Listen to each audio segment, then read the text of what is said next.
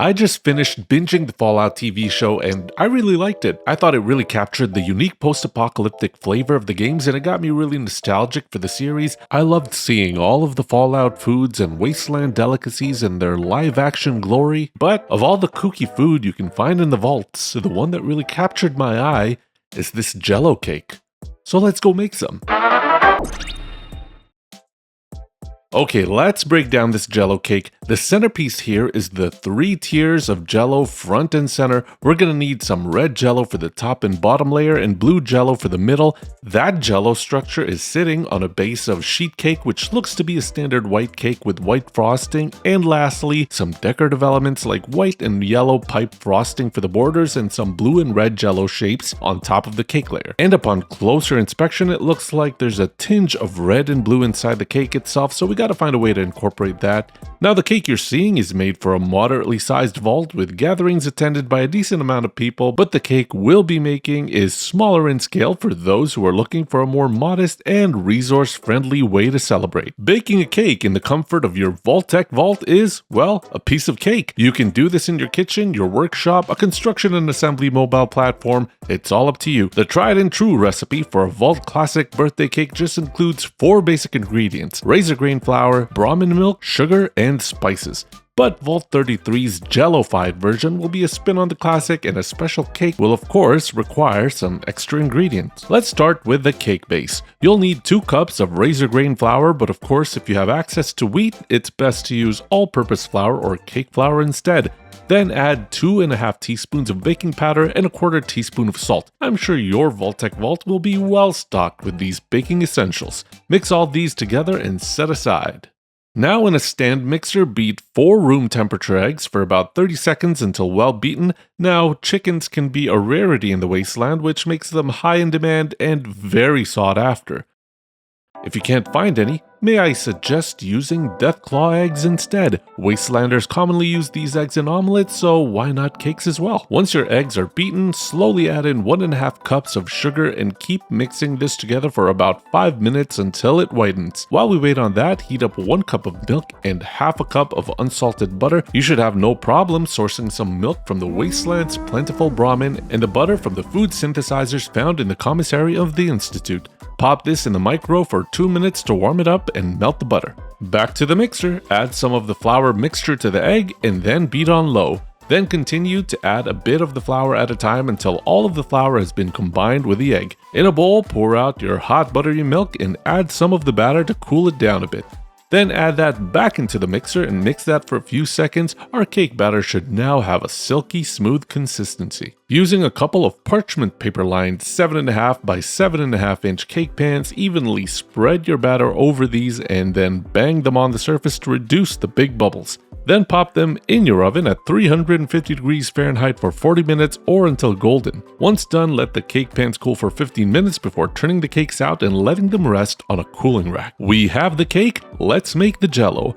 Are there even Jello in Fallout? While Jello has never made an appearance in any of the games, it is referenced many times in the Fallout TV show. Wait, they're getting Jello cake?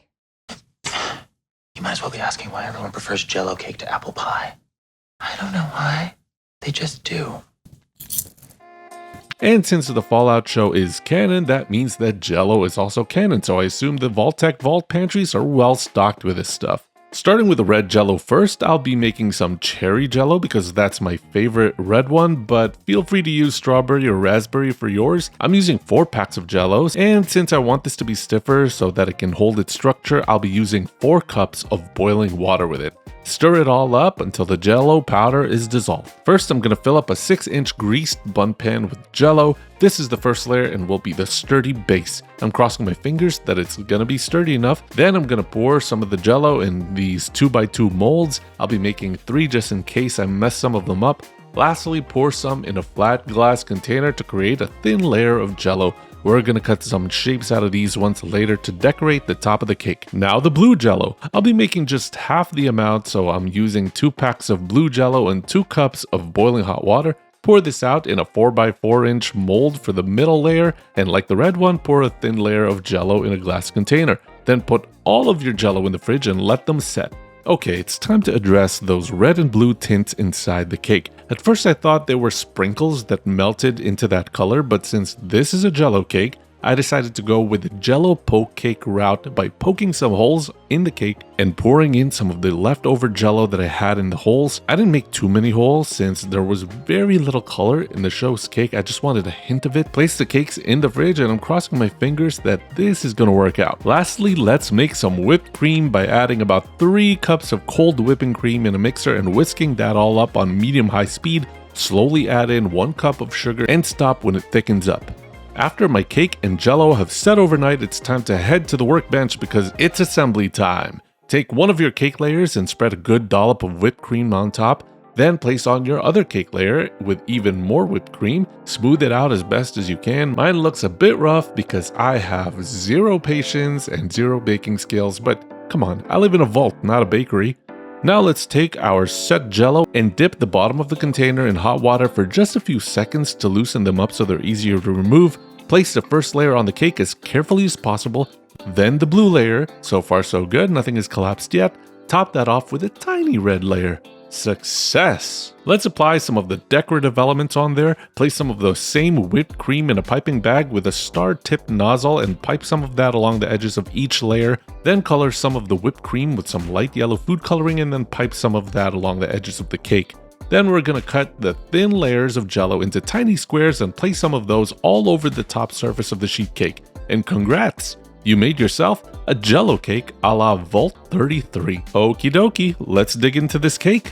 Nobody in the vault but me, so I get this whole Jello cake to myself. I'm gonna cut one of the corners. Okay, that doesn't look too bad. The texture of the cake doesn't look too bad and it looks pretty even. Taste-wise, it's not too shabby. The cake and the whipped cream together are very light tasting and not too sweet. I think it would have been better with some vanilla extract to give it more flavor.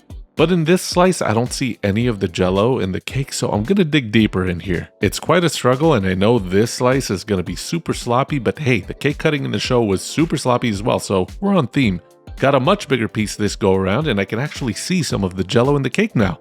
I think the blue and red colors in the cake are much stronger than the show's version, so maybe they did use sprinkles in the batter after all, or maybe it's just stains from the icing. You can also taste a hint of sourness from the Jello-y parts of the cake, but if I make this again, I think I would just go all out with the poking and poke a bunch of holes to get all the Jello goodness in the cake. I think that would have been a lot more interesting taste-wise and looks-wise.